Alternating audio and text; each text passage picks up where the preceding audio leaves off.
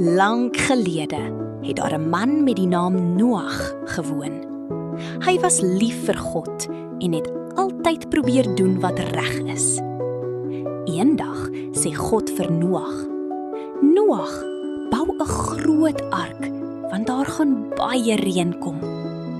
Noag het gehoorsaam geluister en begin bou. Toe die ark klaar was, het diere twee ingekom.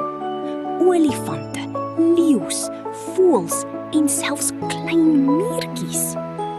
Toe begin dit reën vir baie dae. Maar Noag en die diere was veilig in die ark. Na 'n ruk het die reën opgehou en die water het begin sak. Toe Noag uit die ark kom, sien hy 'n pragtige reënboog in die lug. God sê: "Die reënboog is 'n teken van my belofte. Ek sal altyd vir julle sorg." Les: God sorg vir ons en hou altyd sy beloftes.